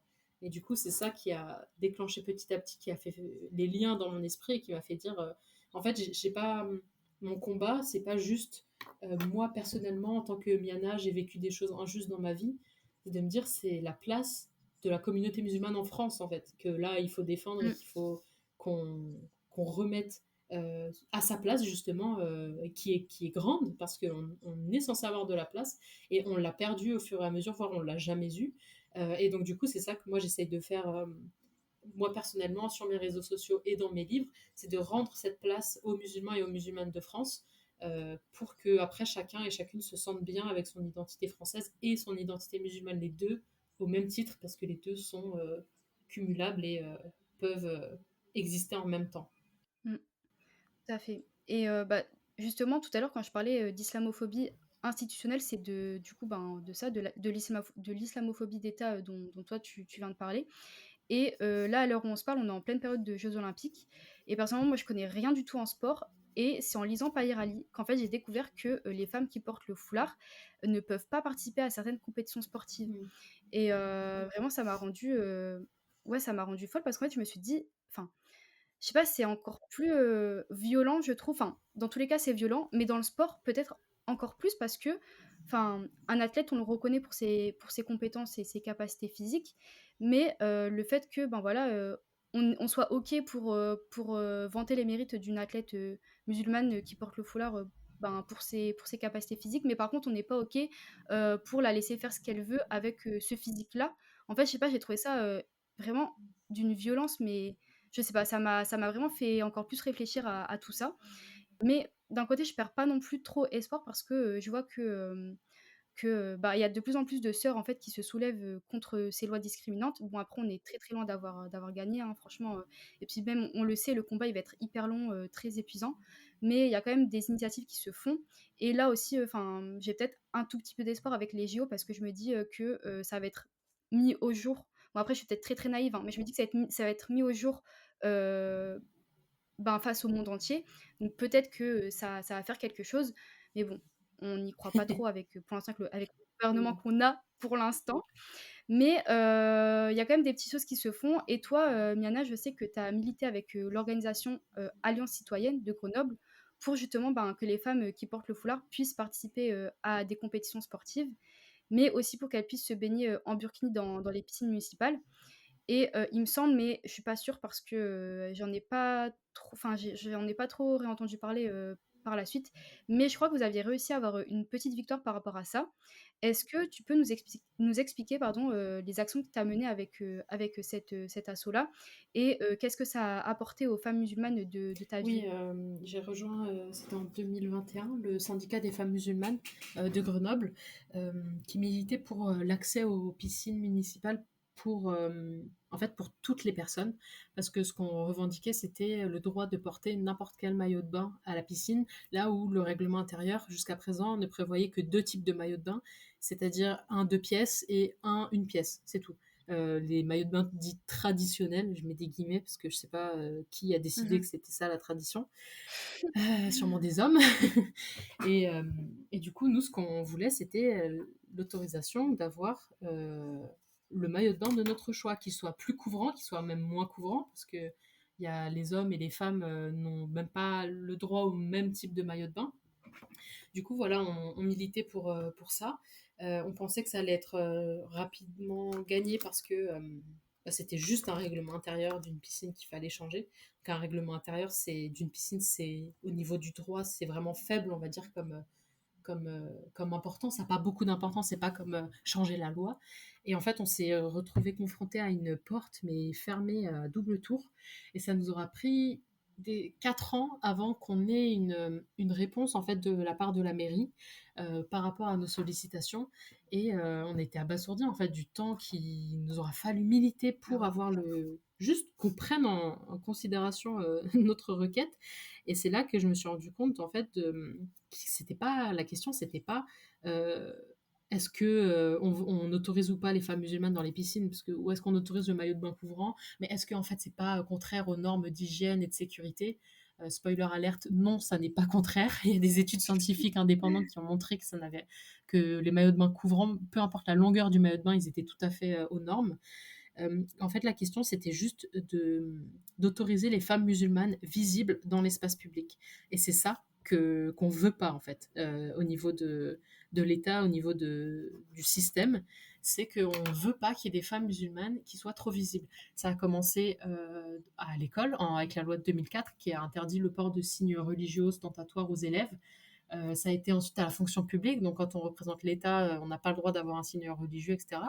Ça a été en 2010 avec la loi qui interdit le port du foulard intégral dans l'espace public. Et là, maintenant, on veut nous faire aussi une loi sur l'interdiction du maillot de bain couvrant sur les plages et dans les piscines, etc. En fait, petit à petit, comme ça, les lois nous mangent du terrain où nous, les femmes musulmanes, on a de moins en moins le droit d'aller dans l'espace public et juste d'exister, juste d'être visible et d'être Mmh. présente telle Ouais, que tout je à fait. suis, là où j'ai envie d'être.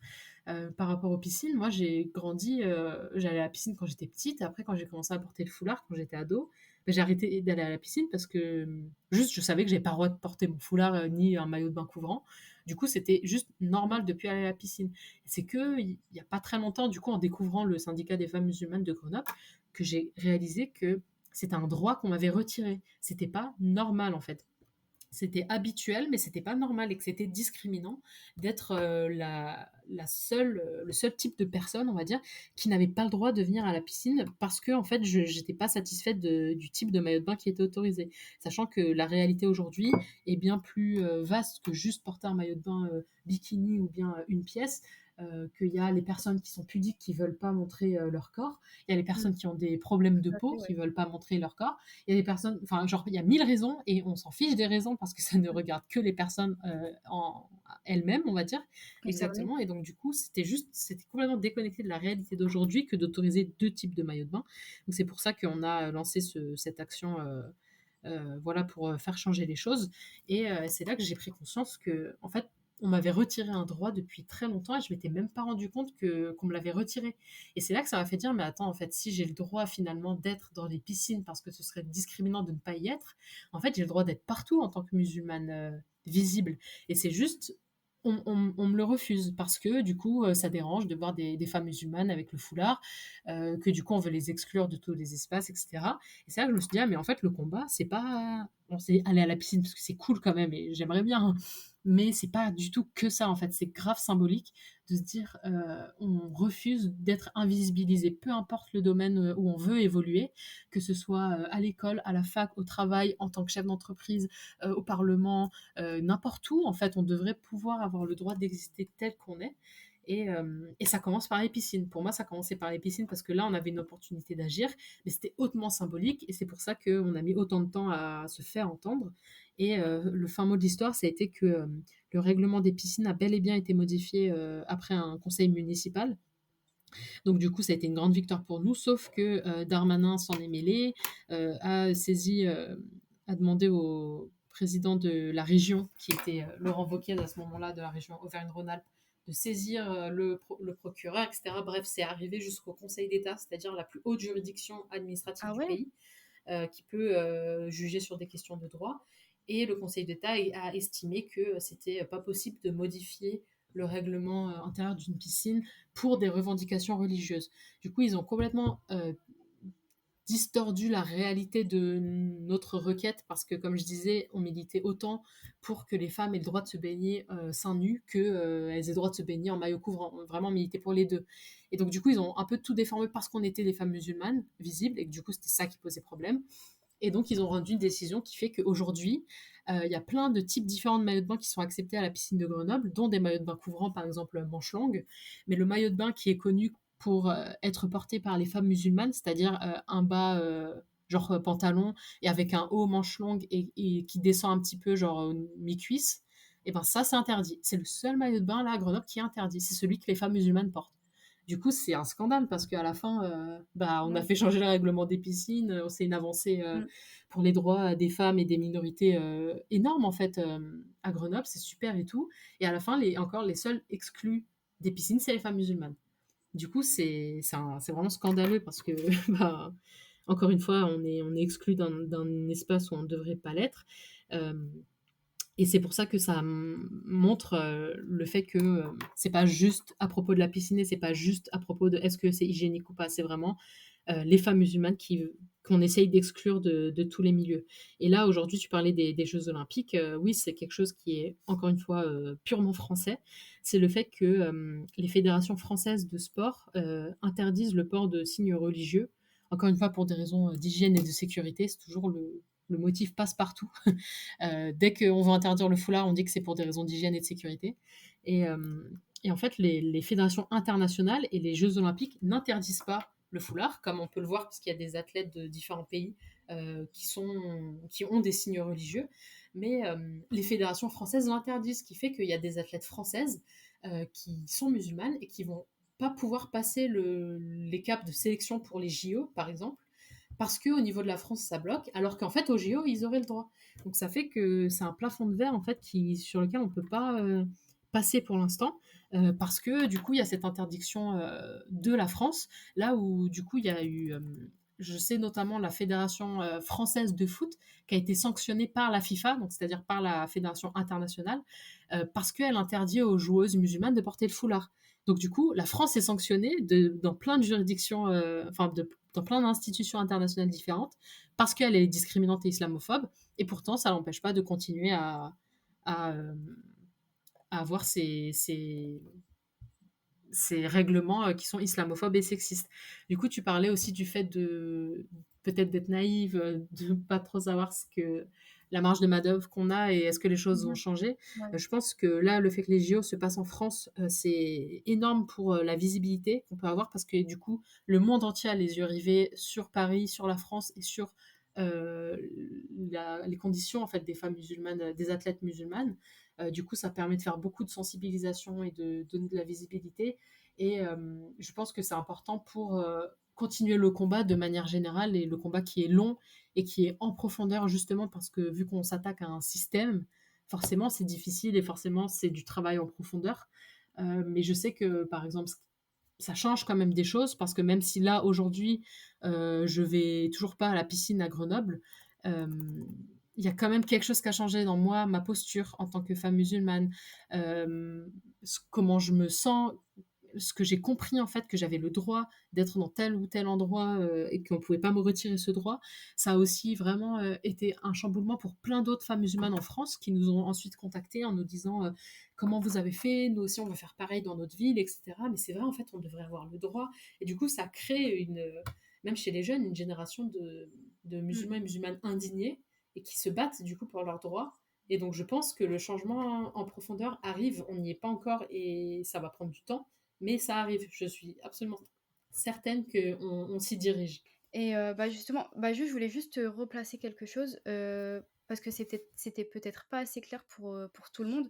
Mais, du coup, on parle de sport parce que dans Payer Ali, Sophia fait de la boxe et ben, elle veut participer à une compétition sportive, mais elle ne veut pas du coup à cause de cette loi-là qui le lui interdit.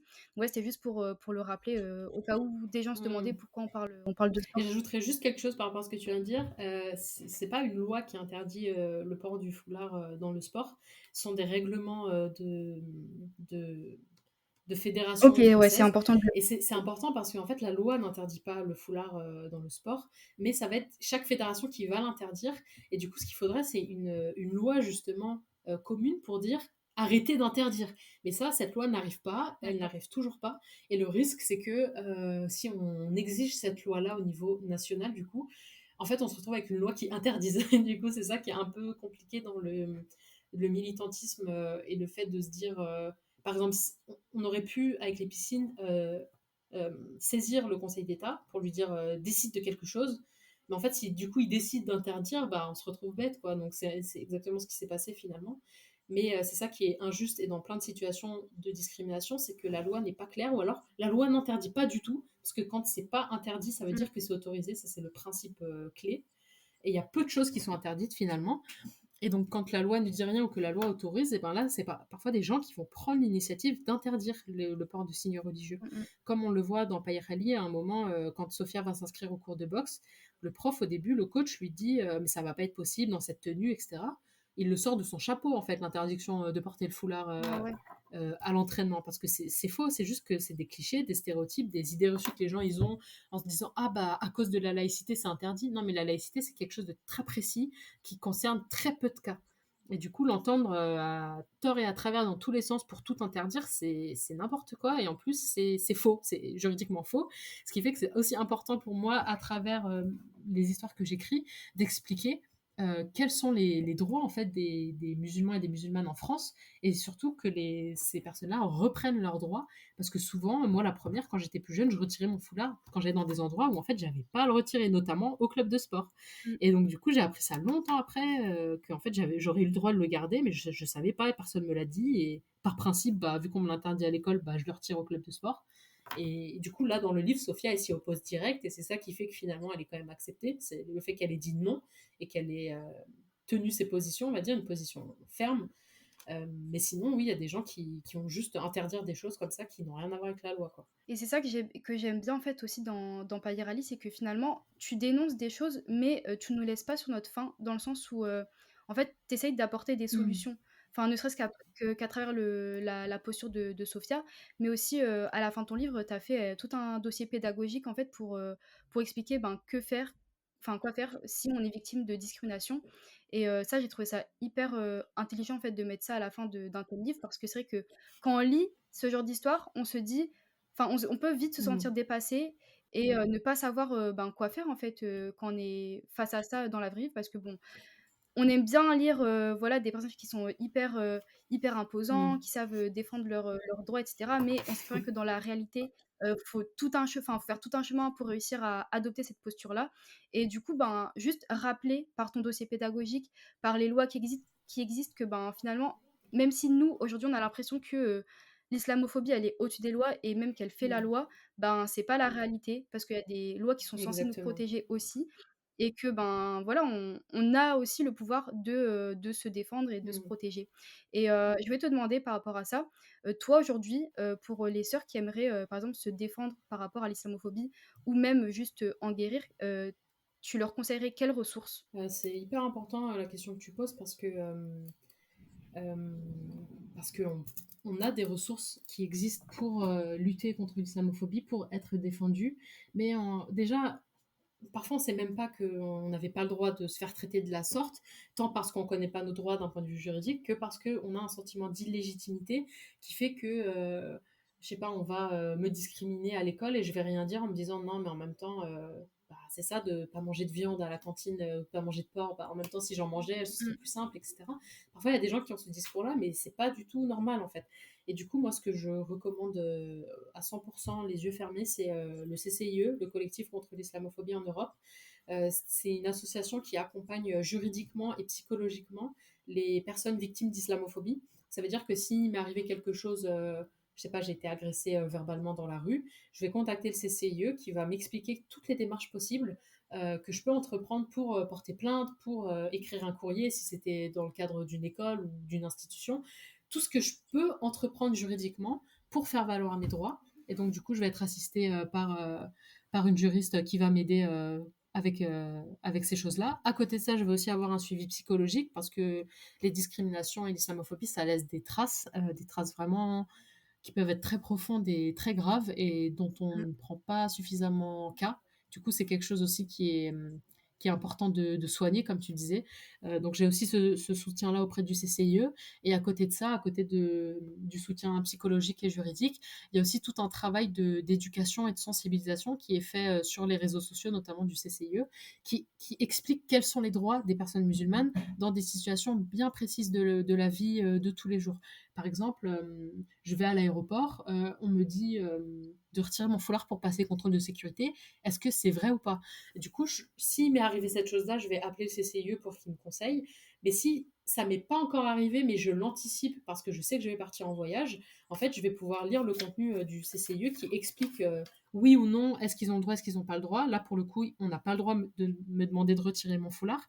Et ils vont me donner aussi des pistes d'action à faire au cas où on ne veut pas respecter mes droits. Ce qui fait que parfois, le fait d'anticiper une situation et de connaître ses droits, ça fait que ça évite que la situation devienne une discrimination. Parce que, en fait, juste le fait de Mmh. tenir tête à la personne en face, ça ne va pas s'y attendre.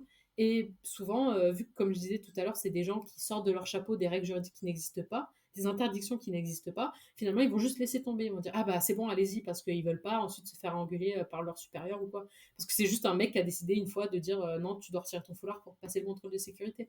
Et aussi le fait Mmh mh. d'avoir d'être musulmane visible, souvent ce qu'on va attendre de moi parce que c'est les idées reçues qu'on a sur moi, ça va être que je sois, soumise et docile et que je dise rien. Bah là, regardez-moi bien, avoir la tête haute et vous regarder dans les yeux et vous dire: «Montrez-moi le texte de loi qui fait que je suis obligée de retirer mon foulard». Ah bah ça, je te promets qu'ils s'y attendent pas, hein. Et donc du coup, généralement, ils laissent passer parce qu'ils sont choqués.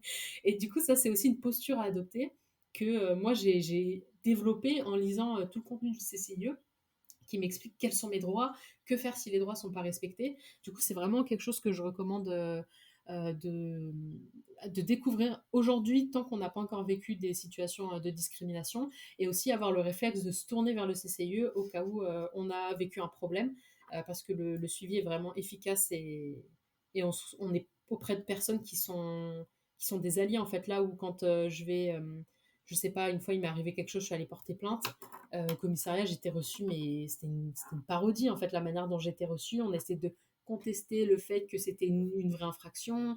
Est-ce qu'il m'est vraiment arrivé ça, etc. Moi, je suis juriste, alors j'ai pu leur répondre et ils ont accepté ma plainte, mais en fait, de base, ils n'ont même pas le droit de refuser une plainte, tu vois. Ça, c'est un truc qu'on ne sait pas forcément, à moins d'être juriste. Donc, Mmh. du coup, avoir le conseil juridique du CCIE, c'est aussi être au courant de tous nos droits en tant que personne musulmane, très spécifiquement, et du coup, d'être soutenu dans un contexte français qui peut être difficile de faire valoir ses droits, justement, d'aller au commissariat, d'aller au tribunal, ce genre de choses. Donc, c'est vraiment une ressource clé pour moi que je recommande à toutes et tous de prendre en main maintenant, avant d'en avoir besoin. Et en espérant, du coup, n'avoir jamais besoin du suivi juridique, justement, et Ouais. psychologique.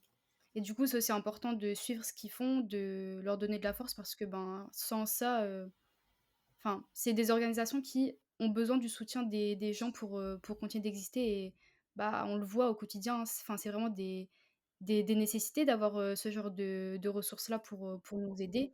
Donc, ouais, c'est bien de le rappeler et on va passer sur des questions un petit peu plus «douces» entre guillemets. Dans Pailler Ali, tu racontes, la vie de personnages musulmans qui vivent en France, mais ça raconte aussi, leur quête de paix finalement. Et au-delà des questions de représentation, de discrimination, quand tu t'es lancée dans l'écriture de Payer est-ce que tu avais aussi pour but de mettre, la spiritualité, du moins le rappel, au cœur de ta narration? Et comment ça se traduit dans ton livre?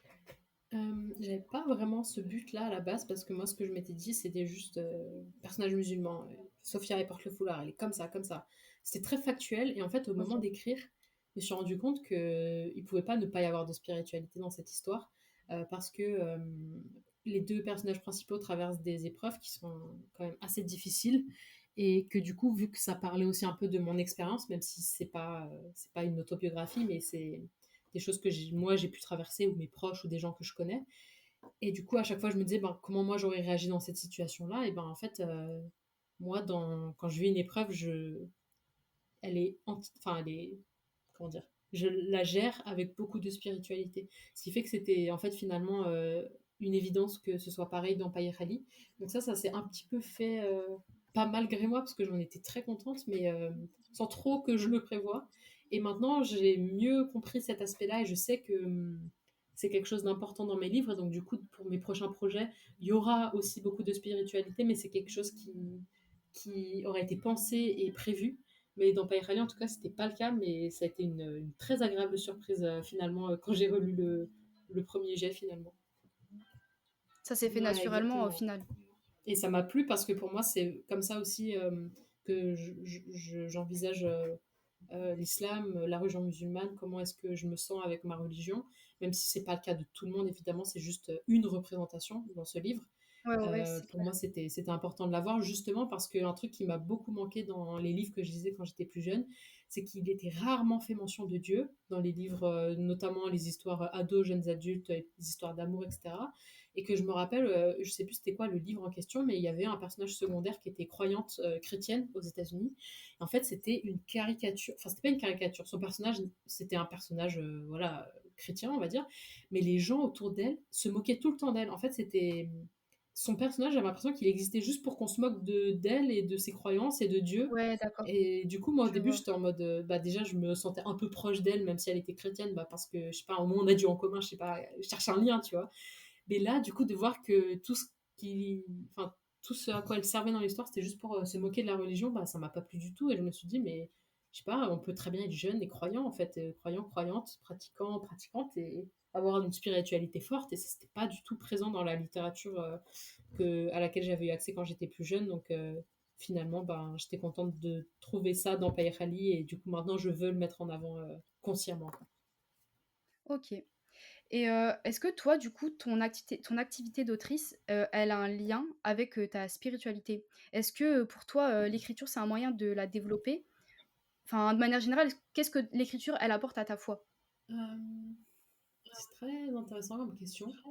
Je pense qu'au début, ça a commencé sans que je mette le mot de foi dessus vraiment, où je sentais que mon Mmh. écriture m'apportait quelque chose de profond, et sans que je parle de foi, c'était plus dans le fait d'accepter certaines épreuves, d'accepter comment certaines choses pouvaient se terminer, se dérouler, etc. Euh, et du coup, le fait d'écrire sur des personnages qui n'étaient pas moi, mais qui potentiellement avaient vécu soit des situations similaires, soit qui avaient eu des émotions similaires, parce qu'on peut vivre des choses différentes et en fait ressentir la même chose à la fin, parce qu'on est toutes et Mmh. tous humains et humaines. C'est ça qui, moi, me faisait du bien au début dans mes premiers romans, et que du coup, j'avais envie de continuer avec Païrali, de me dire, bah, par exemple, la question principale que tu as lue en quatrième de couverture, c'était: le pardon peut-il être plus grand que la colère? Ça, c'est une question qu'on peut poser dans mille circonstances différentes. Et du coup, de développer cette question-là et de me dire, bah, c'est quoi le pardon? Comment est-ce qu'il peut se développer? Comment est-ce qu'il peut s'illustrer? Et ben, c'est des choses qui m'ont fait du bien à moi personnellement. Et c'est après coup, du coup, après avoir côtoyé Sophia et Owen, qui donc du coup, et les personnages musulmans de l'histoire, que j'ai fait le lien en fait avec ma foi et le fait de me dire, mais oui, tout à fait, en fait, dans le raisonnement de Sophia, quand elle explique qu'elle a vécu une épreuve assez difficile et que en fait, elle changerait rien parce que c'est Dieu c'est mieux qu'elle, etc. Enfin, voilà des raisonnements qu'on a en islam, et de me dire, mais oui, ça s'applique aussi à Sophia, en fait. Sophia aussi, elle pense ça, et en fait, comme moi. Et donc, du coup, c'est ça qui m'a fait me sentir aussi proche de mes personnages.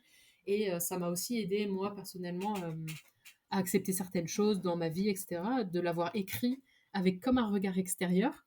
après je me suis rendu compte, enfin je sais pas, ça m'a fait comme un miroir et je me suis dit: «Ah mais en fait ça parle de moi dans cette histoire».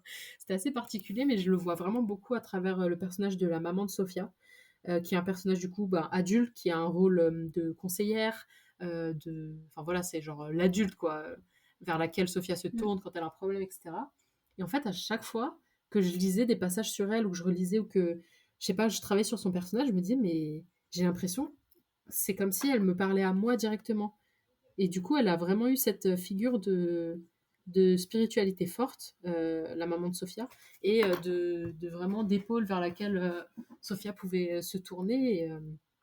Et à chaque fois, elle dit, enfin, parfois je relis des extraits comme ça de PR Ali, je me dis, ouais, mais elle est trop sage en fait, elle dit des trucs trop intéressants qui m'aident encore aujourd'hui à me dire, mais c'est vrai, en fait, elle a raison dans la manière dont elle envisage les choses, elle les appréhende de manière religieuse du coup. Donc, ouais, ça me fait beaucoup de bien, ouais.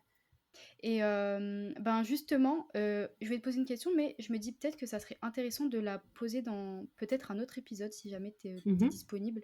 Parce que je pense que ça, mérite un vrai épisode de podcast. En fait, je voulais parler du fait que tu as commencé ta carrière en tant qu'autrice auto-éditée et que finalement tu as basculé, ben, autrice, publiée en maison d'édition.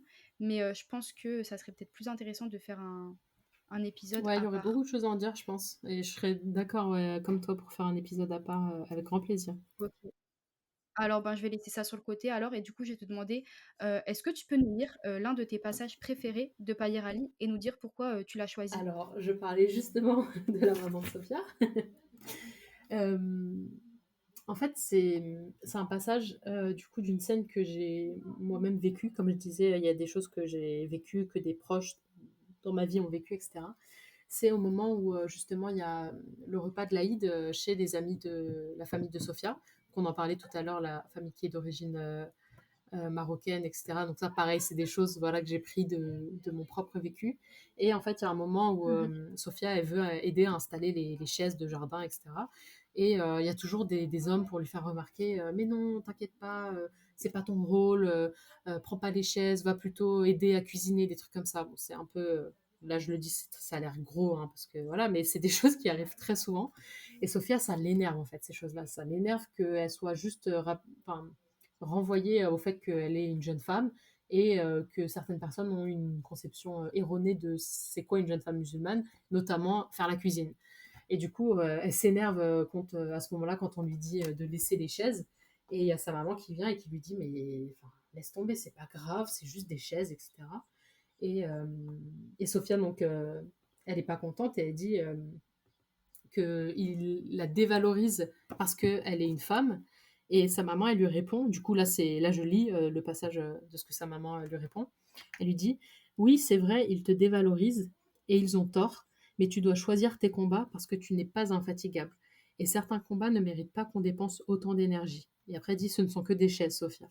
Et ça, c'est un truc que j'ai gardé en tête vraiment longtemps, longtemps encore aujourd'hui. C'est un truc qui m'aide beaucoup quand je repense au fait qu'elle lui ait dit qu'il fallait choisir ses combats parce que certains combats Mmh. ne méritaient pas autant d'énergie et surtout qu'on avait une énergie limitée. C'est quelque chose qui me parle vraiment beaucoup dans moi, mon militantisme sur les réseaux sociaux et tout ça, de vouloir être un peu partout parce qu'il y a tellement de choses à faire contre l'islamophobie que bah, enfin, 24 heures dans la journée, c'est pas suffisant. Et du coup, de m'être rendu compte qu'il y a certains moments où je devais aussi me reposer et prendre soin de moi, parce que sinon, je pouvais plus méditer du tout.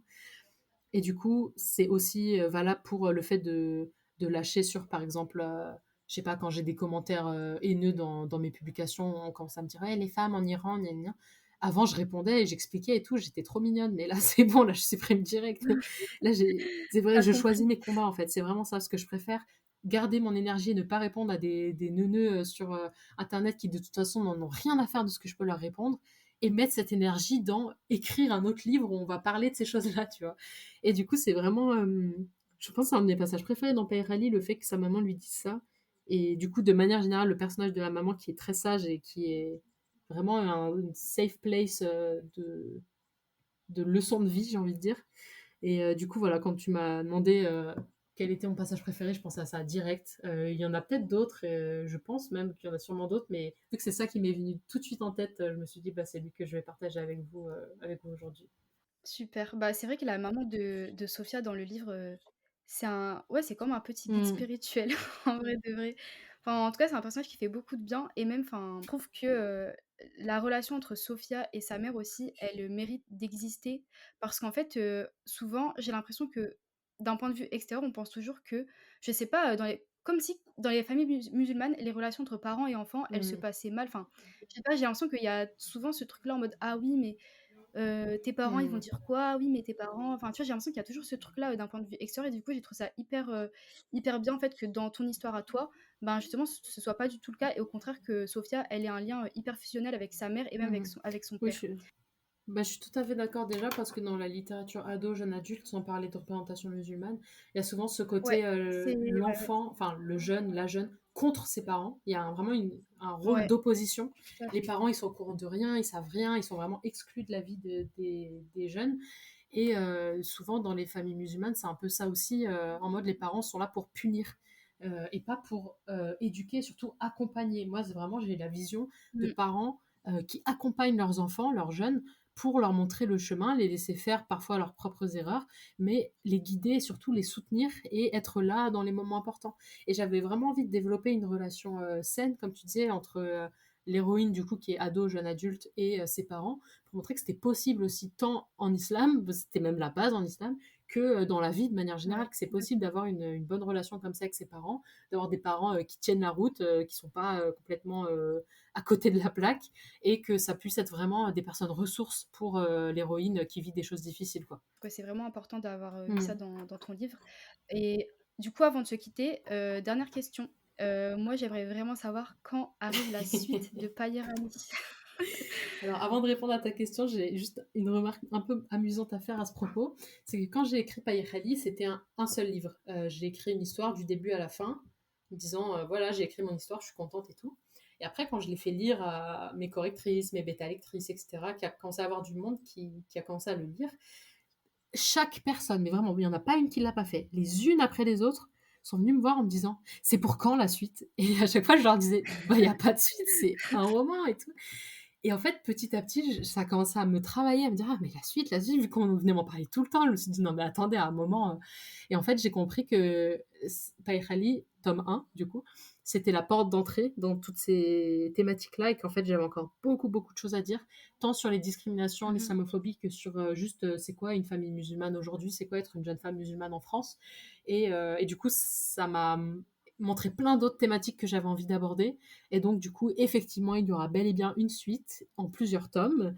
Trop Et le bien. prochain devrait sortir à l'automne, Inch'Allah. On n'est pas encore sûr de la date, mais Ah bah, c'est bientôt Inch'Allah, du dans coup. les mois qui arrivent, normalement, si tout se passe bien. Trop bien. Ah trop bien, j'ai hâte. Voilà. Bah, du coup, là, on est arrivé à la fin de notre conversation. Ben, si jamais tu veux ajouter quelque chose, c'est le moment, tu peux nous dire, où on peut te retrouver aussi sur les réseaux Oui, sociaux. alors je suis surtout sur Instagram aussi, nouvellement sur TikTok. J'ai pas trop compris comment ça marchait, mais j'y suis pour l'instant. J'ai aussi une adresse mail. Voilà, je fais aussi des interventions en présentiel pour parler de l'islamophobie, des discriminations, sensibiliser justement à ces thématiques-là. Du coup, vous pouvez aussi me contacter pour organiser une rencontre. Et je voulais aussi te remercier, Dounia, encore une fois pour cette invitation parce que je suis vraiment très très honorée d'intervenir dans ton podcast et surtout de savoir l'impact que Païkhali a eu sur toi. C'est vraiment, ça me touche beaucoup et surtout ça me montre à quel point c'est important de faire ce que je fais. Quand j'ai écrit Païkhali, j'avais juste besoin de sortir des choses et de me sentir mieux, mais en fait, je vois que ça parle à beaucoup de gens et que c'est pas juste pour moi Mmh. finalement que j'ai fait ce travail-là. Donc, je suis vraiment contente et j'espère pouvoir continuer encore longtemps, Inch'Allah. J'espère aussi pour toi, inch'Allah et en tout cas, bah, c'est nous qui te remercions finalement parce que, comme tu as dit, enfin, on se rend pas forcément compte parfois de l'impact, qu'ont les Hmm. histoires qu'on écrit et ben, moi en tout cas pour Payer Ali, je sais que ça a été, enfin, c'est un livre qui m'a marquée et je l'oublierai pas et c'est vrai que même encore aujourd'hui, dès qu'on me demande: «Ouais, tu pas une lecture à me conseiller et tout», même si ça n'a rien à voir avec, avec ce que la personne veut lire, bah, je le propose toujours, toujours aux gens. Bah, c'est super ça. C'est pas mal comme technique. Voilà, bah, en tout cas, merci d'avoir répondu présente. Vraiment, je suis trop contente, de notre Bah, moi aussi, avec conversation. grand plaisir. Si vous avez bien aimé le podcast, n'hésitez pas à nous envoyer un message. De toute façon, je mettrai, les liens vers, les réseaux sociaux de Miana dans la partie, description. Donc n'hésitez pas à nous envoyer des messages pour nous dire ce que vous en avez pensé et aussi à noter l'épisode si vous l'avez bien aimé. En attendant, je vous dis, assalamu alaikum pour, un prochain podcast. Salam alaikum. Merci d'avoir écouté cet épisode. J'espère que tu l'as apprécié autant que moi et qu'il t'a apporté du bien. Si tu ne veux rien manquer du podcast des éditions Mewed Deb, abonne-toi et offre-lui de ton amour avec la note de ton choix. Si tu es un peu plus romantique, laisse-lui un mot doux dans l'espace commentaire ou bien par mail ou via nos réseaux sociaux. On se retrouve très bientôt pour un nouvel épisode. En attendant, je te souhaite de belles lectures, de belles séances d'écriture et une vie remplie d'amour. Qu'Allah te compte parmi ses bien-aimés. Prends soin de toi, à la prochaine, Inch'Allah.